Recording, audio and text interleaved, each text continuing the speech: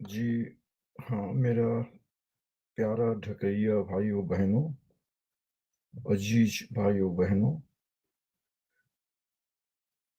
এবং আমার সুপ্রিয় বাংলাদেশী বন্ধুগণ, আজকে আমি আ ফায়ার সেফটির উপরে ২ একটা কথা বলবো এবং এটা আমার বিশেষ করে আমার কথাটা থাকবে স্মোক ডিটেক্টরের উপরে। আ যেটাকে অনেক সময় স্মোক অ্যালার্মও বলা হয়। এই জিনিসটার উপরে, এই জিনিসটা সম্বন্ধে আমি বলবো। আ তবে আমি যেটা কথাটা কমু, আমার কথাটা হইল গিয়া ঢাকাইয়া ভাষার উপরে কথাগুলি কমু। যদিও আমি বাংলা, উর্দু, হিন্দি, রুশ, ইংরেজি এই সমস্ত ভাষা অনর্গল আমার বক্তৃতা দিতে পারি। বিশেষ করে occupational health, safety, risk management এইটার উপরে আমি কনসালট্যান্ট, ট্রেইনার এবং আন্তর্জাতিকভাবে বিভিন্ন দেশে কাজ করেছি। তো আমি বর্তমানে Canadian occupational health, safety and risk management professional and trainer. আমি অরিজিনেটেড ফ্রম ঢাকা, ঢাকাইয়া। আমি ঢাকাইয়া। এজন্য আমি আমার ঢাকাইয়া ভাষাতে কথা কমুনে। তাই যারা আপনারা নন ঢাকাইয়া আছেন, তারা এটার উপরে সম্মান সহকারে ইচ্ছা করলে শুনতে পারেন। তা আপনারা খোশামদেদ। আমাদের ঢাকাইয়া ভাষা সম্বন্ধে কয়েকটা কথা কই। আমাদের ঢাকাইয়া ভাষার ২ টা রূপ আছে। একটা বাংলা বেসড, একটা উর্দু বেসড। যদিও এটা পুরোপুরি বাংলা না এবং পুরোপুরি উর্দু না। ২ টা রূপ আছে আমাগো ভাষার। আর আমাগো ভাষা আজকা থেকে না। ঢাকার মধ্যে বিগত ৩০০ থেকে ৪০০ বছর যাবৎ আমরা এই ভাষা কথা কয়ে আইতেছি। এই যে ভাষা আন্দোলন এগুলির বহু আগে থেকে আমরা বলে আসছি কথাটা। অতএব আমাদের এই কথাটা আমরা ঢাকাইয়ারা এবং ঢাকাইয়া ভাষাটা কোনো সময় আসমান থেকে টপ কইরা পড়ে নাই। এটা ঢাকার মাটিতে সৃষ্টি কোনো বিদেশি ভাষাও না। আশা করি আন্তর্জাতিক মাতৃভাষা দিবসের কথা মনে রেখে এবং ভাষা শহীদদের সম্মানার্থে আমাদের ভাষার প্রতি সম্মান সহকারে আশা করি শুনবেন।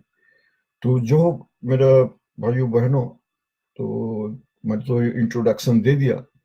अब जिसका पसंद होगा वो रहेगा, जिसका पसंद ना होगा तो मैं क्या किसी को जोर करके तो रख सकते नहीं। खैर, मैं आज बहुत हैरत में है, बहुत हैरत अंगाज बात है, बहुत खैर बहुत अफ़सोसनाक भी है, जो बनानी में जो टावर में फायर इंसिडेंट हुआ, आग लगा। तो मैं ये आग लगने को पहले भी कहा था, जी तो होगा, होते रहेगा, अभी होगा। आज हुआ जाके हम कह रहे, आज हुआ मार्च का 30 तारीख हम लोग कहीं कनाडा में शनिचर है। अभी हम लोग कहीं पूरी 9 पौने 10 बजा। बांग्लादेश में शायद आज क्या है, बांग्लादेश में आज कितना तारीख होगा? बांग्लादेश में आज है, आज कितना बजा? अच्छा खैर, आज हुआ बांग्लादेश में 31 तारीख होगा मार्च का। तो भोर का शायद पौने पौने 10 पौने 8 का तरह तकरीबन बजा, पौने 9 का तरह बजा होगा बांग्लादेश में। अभी यहाँ रात का 9:47 बांग्लादेश में 31 तारीख भोर का 7:47 पौने 8। तो खैर टाइम का बराबर मिल गया। मगर हम टाइम का बराबर इसलिए करें, जो इधर पूरी टाइम का इतना गैप हो जाता, जो कभी हमको उधर पूरी जाके पूरा पूरी बांग्लादेश एकदम सुविधा मुताबिक टाइम में कह सकते हैं आके। तो खैर, तो अभी जो हम जो बात कह रहे थे फायर एक्सटिंग्विशर के ऊपर, आयत बनानी के बात ऊपर जो बात कर रहा है, जो बनानी में जो आग लगा था, ये आग तो मेरे पास लगता है और भी जगह जगह में लग रहा है, फिर बनाने के भी और भी क्या एक जगह में लग रहा है। बात क्या क्या चक्कर कुछ समझ में आ रहा है। तो खैर वो तो मात्र पीछे आगे जो मैं बात करेंगे अभी, जो हम स्मोक डिटेक्टर के ऊपर बात करेंगे, इसी का नाम है स्मोक डिटेक्टर। इसको स्मोक अलार्म भी कहता है, स्मोक अलार्म। अच्छा, तो ये तो होता क्या, हम इसका आगे भी दिखाया था, जो इसके अंदर से जब धुआं इधर से जाता, तो धुआं इधर से जाने से यही सेंसर है अंदर, ये इधर सेंसर है, इधर पर सेंसर है। इस सेंसर से इधर बैटरी ऑपरेटेड, नॉर्मल को बैटरी से चलता है। जहां पर किचन है, जहां पर धुआं है, वहां पर खास करके छत्ते में लगा के रखने से तो होता का धुआं तो ऊपर की तरफ उठता, और छत्ता का तरफ उठता, तो आग का शुरू शुरू में, मैंने आग लगने के शुरू में जो धुआं उठता, शुरू शुरू में धुआं उठता, ये धुआं उठने से स्मोक अलार्म तो बच के उठता। तो बच के उठने से होता क्या, अब दो बात का फायदा है। तो आदमी निकल सकता, जितना देरी करेगा उतना धुआं बढ़ते रहेगा, अंधेरा होते रहेगा, दिखाई देने में तकलीफ होगा, ये तो है ही। मगर बात हो, ये जो धुआं जाके आदमी का सांस अटका देता, दम बंद हो जाता। ये आग करता क्या, एक तो धुआं तक करता हवा में, आदमी देख सकता है, और एक हवा का जो ऑक्सीजन को वो छीन लेता, ऑक्सीजन को खरच कर डालता।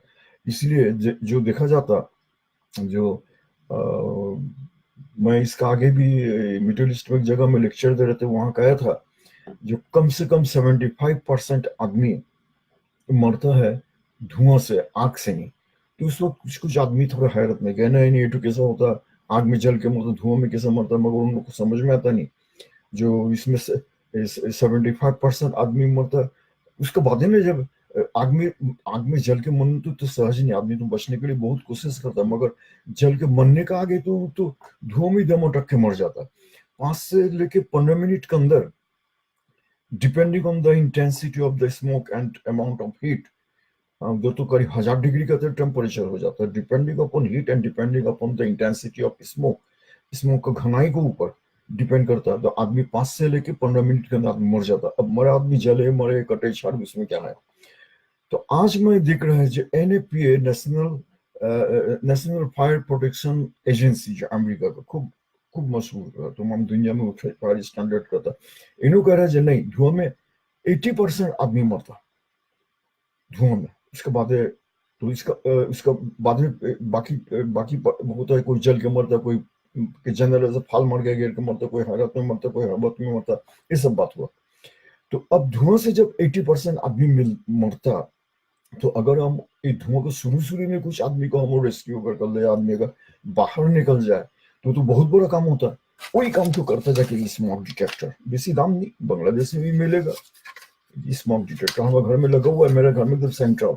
ये तो अलग अलग, ये तो बेडरूम में लगाया जाता है, तो जहाँ पर किचन है वहां पर ही लगाया, जहाँ पर आग आग लगने का चांस है उस सब जगह में लगाया जाता है, मेरे ड्राइंग रूम में लगाया जाता है, उस सब जगह में स्मोक डिटेक्टर लगाना होता।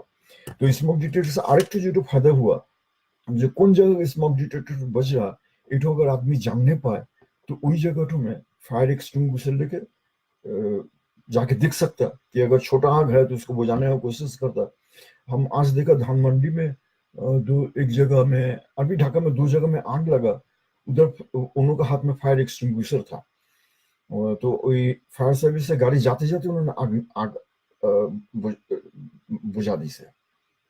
तो और एक चीज रहा, जबकि स्मोक डिटेक्टर ब्रिंग करेगा, जिन लोग बच्चा है, बूढ़ा है, औरत है, जिन लोग फायर फाइटिंग नहीं कर सके, जिन लोग को फायर एक्सटिंग्विशर चलाना नहीं आता, उन लोग को तो पहले बचाना होता।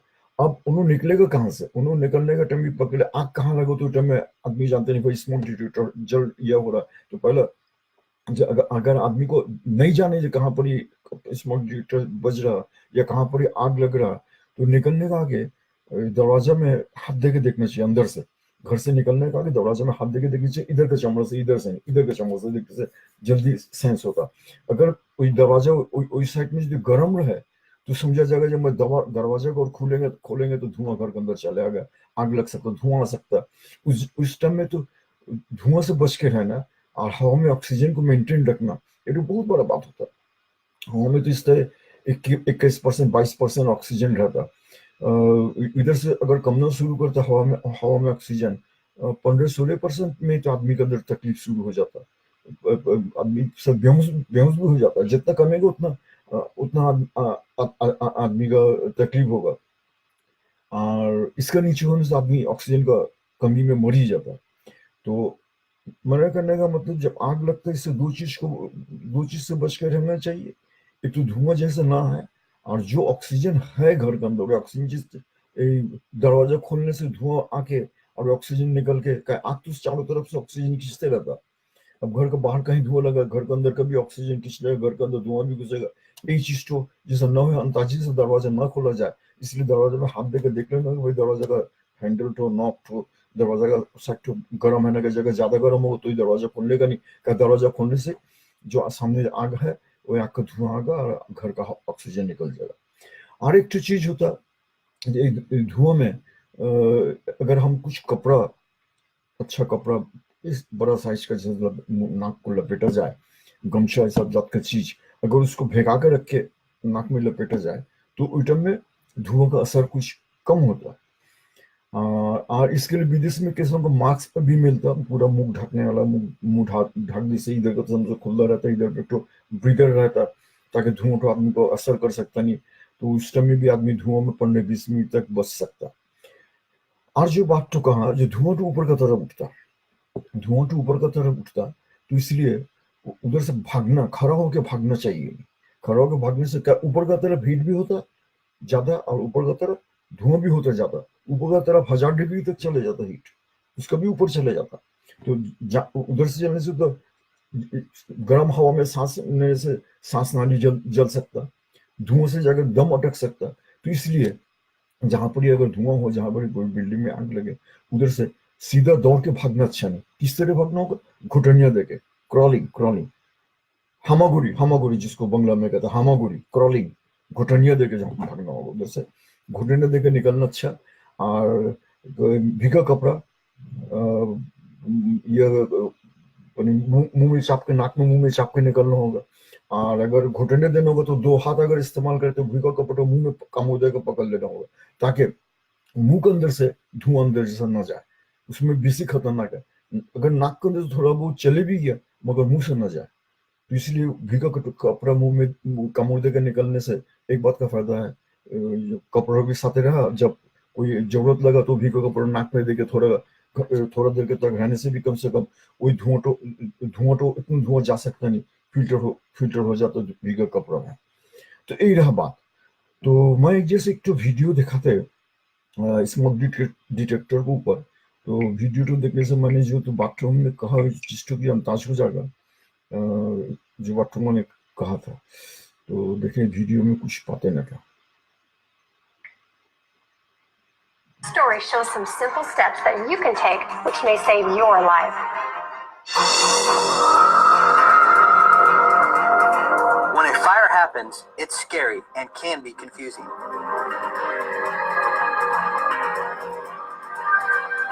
If it occurred in your home, deadly black smoke would fill your house within 2 minutes. Visibility would be zero and flames soon would follow. After several more minutes, death would be imminent.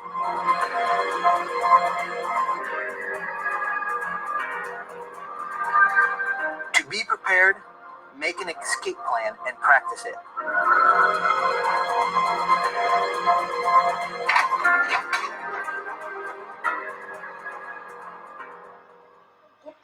Get the ladder, come back to my room, and get out. Together, draw a floor plan of the house, marking windows, doors, and smoke alarms. Identify 2 ways out of every room.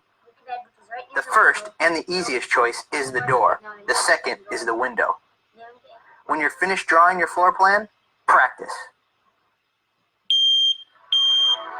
Once alerted to the fire, wake everyone if necessary. Nick, fire! If smoke is present, crawl low and go. And fire! Smoke fills the room. The good air's down here at the floor. That's why it's important to crawl low. If you crawl up to a door, touch it with with the back of your hand to see if it's hot.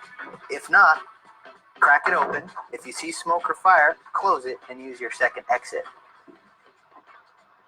Once outside, call 911 from a neighbor's house and wait for the fire department.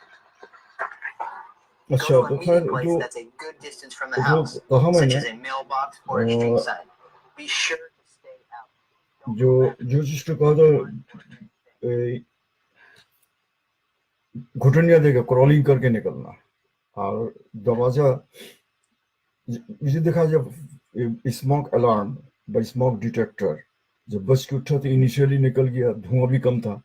और जब लिया में दिखाई दी sir, जब पहला शुरू हुआ, जब सोफा में आग लगा तो बहुत जल्दी जाके ऊपर धुआं फैल जाता, काला धुआं फैल जाता। काला धुआं तो और भी खराब, धुआं तो सभी खराब। और हम लोग का घर में जो सब चीज रहता है बेसिकभाग तो सिंथेटिक प्लास्टिक, कपड़ा लत्ता, जो जो काट में भी तो इस तरह मानी प्योर काठ तो नहीं है, सिंथेटिक काठ होता, प्लाईवुड होता, ये सब तो बहुत से केमिकल मिले हुआ रहता। तो वही काठ का धुआं भी खराब मगर जो सब प्लाईवुड वाला काठ है इसका धुआं और भी खराब। प्लास्टिक में जब जलता तो प्लास्टिक से बहुत से किस्म का गैस निकलता, टॉक्सिक गैस निकलता। वही गैस नॉर्मल धुआं से भी बेसी हुई धुआं आदमी को मार देता। और खरा हालत से जलने से में हवा इतना गर्म रहता, वही गर्म हवा अगर सांस के साथ जाए तो सांस नाली जल जाता है। तो यही रहा मेरा बात। तो अभी जो हम एक तो यह देखा आज भी, मैं थोड़ा दूसरा बारे में आ रहा है, जो बनाने के बारे में बिल्डिंग में जो आग लगा उसमें अभी पुलिस का एक ऑफिसर कह रहा, आईजीपी साहब कह रहा, जो भैया का नाम वही डीआईटी तो नहीं, क्या कहता, राजू, हम लोग में ढाका इम्प्रूवमेंट ट्रस्ट का नाम था डीआईटी का था राजू, राजधानी उन्नयन কর্তৃপক্ষ। इनको पकड़ा पड़ेगा, इनको नाम में क्या मामला ठोकेगा, सब। तो कहता तुमने ये सब बिल्डिंग को किस तरह परमिशन दिया। राजू काला कहता है जी भाई तुम हम लोग को मामला क्या ठोकोगे, हम तो तुम लोग जानते हो, तो पॉकेट के अंदर याबा घुसा के तुम लोग आदमी के ऊपर केस ठोक दो, और इठो तो हम लोग इठो तो तुम केस ठोकोगे। फिर कोई राजू का ये का इंटरव्यू भी सुनो, उसको नाम कहेंगे नहीं, मैं उसका भी मानी हायर अथॉरिटी का कोई ऑफिसर, उसका भी नाम सुना। वो भी कहता जो सिटी कॉर्पोरेशन ट्रेड लाइसेंस देता किस तरह, जो आग लगा उन्होंने देता क्यों। तो भी एक दूसरे को ऊपर मानी दोष छपाना, कांजा छोड़ा छोड़ी, एक दूसरे को ऊपर थूकना, ये उसका थूक रहा, वो उसका थूक रहा, एक जन उसको बचा रहा, वो चल रहा, उसके ऊपर कीचड़ चल रहा, इसके ऊपर कीचड़ चल रहा, उसके ऊपर कीचड़ चल रहा, ये तो चल रहा। तो असल में सभी है क्या कहेंगे आप, तुम अच्छा जानते हो। हम माँ का बाड़ी में, माँ को और मामू का बाड़ी का खबर क्या कहेंगे, मैं तो कनाडा में रहते, यहाँ पर ही तो हम ऐसा कभी देखा भी नहीं। मेरा यहाँ पर ही बैकयार्ड में ठूक घर बनाया, शेड बनाया, उसका 100 स्क्वायर फीट को ऊपर रखने से हमको दिया देना होगा, क्या करना उसको, उसका प्लान पूरा नहीं सब देना होगा। तो हम प्लान करने जाके देखते मेरे $300-400 लगते हैं सब में फालतू खर्चा। मैं 100 स्क्वायर फीट है, मैंने इसको 95-96 स्क्वायर फीट के अंदर कर दिया। तो मैंने कहा देखे आइन तो आइन ही है, इन्होंने तो हमको 2 फुट स्क्वायर फीट के लिए कुछ कर सकेगा। तो आया इंस्पेक्शन में, आया वापिस, उन्होंने सब जिसकी जब देखना भी तो बड़ा हुआ, मुझे सब बेसी होगा, शायद हम लोगों को फाइन जाएगा, सब जगह पेनल्टी देगा। तो हम ये बोकामी करे हैं क्या के लिए, तो मैंने करा क्या उसको, और यहाँ पर तो घुस चले गए। नहीं जो हम जो भी बांग्लादेशी ये तो कंस्ट्रक्टर रहता था, ये भाई ठीक है आया, मैं इसको कुछ पकड़ा दिया। अरे बाबा यहाँ पर सब घुस देने से बनी क्या कहें, केस हो जाएगा। जो देता केस हो जाएगा। और लेने का तो सवाल ही पैदा होता नहीं, लेने से तो उसके लिए मुसीबत है। तो बात तो मैं इसलिए कर रहे थे, तो जब आके उन्होंने माप के जब देख रहा जो नहीं ये तो मेरे 100 स्क्वायर फीट हुआ नहीं, 2.5 से लेकर 2 या 2.25 स्क्वायर फीट कम है। तो हमको कहते हैं ठीक है सर भाई, sorry everything is okay, now you can proceed, हो गया, खत्म हो गया। और हम लोग देशों से उसको इधर से थोड़ा 2 इंच बढ़ा के मुंह से डबल इंची 2-3 इंच बढ़ा के माप के उसको 100 स्क्वायर फीट दिखा देता, दिखाया कहता लाओ घूस लाओ। अरे बाबा, जो घूस खाता वो भी जो नौकरी में आया, नौकरी करने से वो भी तो घूस दे के आया। ये घूस और दुर्नीति तो मैंने कौन है साहूकार बांग्लादेश में? एकदम जो है नहीं, कहीं नहीं है नहीं, वो तो सैकड़ा 2-1 জন, 2-1 জন ভালো থাকতে পারে, তাও নাও থাকতে পারে। एक दूसरे से ऐसी चेन है जो कहाँ से चेन को खोला जाए। तो बात हो जब तक कि दुर्नीति तो नहीं ये करा जाए तो कोई सेक्टरल ये सब रूल फूल देके कोई काम होगा। पहला दुर्नीति ये करना होगा, भी सुनते दुर्नीति दमन विभाग, फिर कोई भी कहता दुर्नीति दमन विभाग ही नहीं, दुर्नीति भरा शौच मुद्दे तो भी किसको क्या कहेगा? वहां पर कोई विचार मिलता नहीं, कोई विचार करने से वो फिर क्या कहते हैं बिकाने से तो फिर आगे खत्म हो जाएगा। कोई कहता है जो क्या कहें यार, हम कहें समझे। तो मजिस्ट्रेट क्या करता नहीं करते, क्यों क्या होता तुम जानते हो, तो सब क्या बांग्लादेश में ये सब चल रहा। तो खैर भैया, हम उस सब का बारे में एक्सपर्ट नहीं, हम उस सब बारे में बेसी कहने मांगते नहीं, मगर मुझसे कभी कोई बात निकल जाता बड़ा दुख लगता, बड़ा अफसोस लगता। हालांकि इतना खूबसूरत मुल्क, इतना ये मुल्क ठोकर शेष कर दी से आगे तो हमका बाप दादा ने कभी नहीं सब दिखी से नहीं, कोई घुस था नहीं, उनका बाया था काल बरता था। और अब भी हम वही नस्ल से, वही बाप दादा का ही उसके ही खून से हम का ढके का भी इतना है नहीं। ढके कोई ऑफिसर भी अगर होगा तो उन्होंने कम से कम डरता, सोचता जो भाई तो हराम है, तो करने से ही है। मगर देखो नॉन ढके लोग आके घूस और हमको ही कहते हैं हमको ढका गए आदमी को हमको तभी नहीं करता। उन्होंने सोचता नहीं जो ये मुल्क का राजधानी हुआ ढाका, और ढाका का ओरिजिनल मालिक हो हमको बाप दादा ढाका का ओरिजिनल मालिक, हम ढके या खास ढके ढाका का ओरिजिनल मालिक। क्या इटो के इतिहास है नहीं कि हम लोग ने घर जागीर रखा नहीं। काठ आदमी मुल्क में सिख दिक्कत था, काठ आदमी लिखा पढ़ा करता था। काठो बंगाली के अंदर, बंगाली मुसलमान के अंदर, एक मुल्क का मुसलमान के अंदर कितना % सिख तो था। क्या हुआ तो उस टाइम में हमको महल्ला का सरदार ने हर एक घर में कह दीजिए, हर एक सरदार ने भाई तुम्हारे घर में 5 भाई देखो, तो तुम्हारे महल्ला में 5 जागी रखोगे, तुम्हारे महल्ले 4 रखोगे, तुम्हारे महल्ले में 4 रखोगे, महल्ला समझ के। उस टाइम में ढाका का नवाब ने, सच्चा बात तो ये तो इतिहास ही है, खोल के देखो ना ढाका के इतिहास के भाई। डॉक्टर आलमगीर ने भी बही लिखी से, बहुत से बही लिखा गया ढाका के इतिहास के बारे में। खोल के देखो, गलत कहा ना नहीं कहा, किस तरह मुल्क में शिक्षा दीक्षा किस तरह फैला गया, केमने हইল শিক্ষা দীক্ষা। ওই তখন কওয়া হয়েছে যে ভাই অমুক মহল্লা এতগুলো জাগির রাখবা, অমুকগুলো জাগির রাখবা, तो इन जागीर ये पर रह के ऑफिसर बन के उसके बाद घूस खा के भी हम उसे घूस मांगते, ये भी हमको यहाँ पर काम करने देगा नहीं। एक तो ट्रेड लाइसेंस रिन्यू करना होगा, उसके लिए घूस। अरे बाबा ये तो कोई ट्रेड लाइसेंस है तो रिन्यू हो रहा, ये तो ऐसा कुछ नहीं, उधर भी पैसा देना होगा। अब कहाँ पर ही घूस नहीं है रे बाबा। हाँ, मैं तो कभी कभी ये सब बात में बहुत खराब लगता है। अब फिर उन्हें न के दुर्नीति को दमन करेगा, घूस को बंद करेगा। हाँ, जिन राताराती वोट जीत के आ गया, उन्हें नगर सुनते दुर्नीति करके जिन वोट जीत के आ गया, उन्हें कह रहे हैं जो भाई दुर्नीति बंद करो। अरे एक बुरी के आरेक बुरी अमित नानी घोरी। खैर हम बात कर रहे हैं मांगे तो उठो के बारे में, तो क्या बात में चले आता है, तकलीफ लगता है ना। मुल्क में सब हो रहा, ये सब चीज तो वेरी सिंपली सब तो बंद कराया जाता है, कहाँ हम लोग ये तो है। तो खैर जो बात तो कह रहे थे, यही फायर एक्सटिंग्विशर स्मोक अलार्म में ये जो बैटरी होता है, 9 वोल्ट का बैटरी, ये बैटरी को इस तरह ख्याल करना होगा, इधर लगा के रखना होता है। और को कम से कम हर एक महीना में यहाँ पर टीपी दे के चेक करना होता। ये तो डिपेंड करता है जो कौन कंपनी का स्मोक अलार्म यूज करेगा, इधर भी टीपी दे के चेक करना होता है भाई मेरा स्मोक अलार्म ठीक है ना का। उसके बाद बैटरी डाउन हो जाने से बैटरी को हमको बदल देना होता। तो शायद साल में एक बार बैटरी बदलना होता है। तो लिखना होगा कि इसके अंदर क्या इंस्ट्रक्शन है, इंस्ट्रक्शन मुताबिक ये काम करना होगा, किस कब बैटरी बदलना होता नहीं बदलना होता, ऐसा इसमें इंस्ट्रक्शन है। तो यही चीज तो बहुत काम का, खूब बेसी दाम भी नहीं। अब मेरे ख्याल में कोई घर में स्मार्ट अलार्म रखे और कम से कम 2 मझला साइज का, जो छोटा साइज का जो फायर एक्सटिंग्विशर होता, जो तो कि वही कॉमन टाइप का अगर रखा जाए तो हमारे ख्याल में अल्लाह का फजल से मैक्सिमम आग बुझाया जा सकता।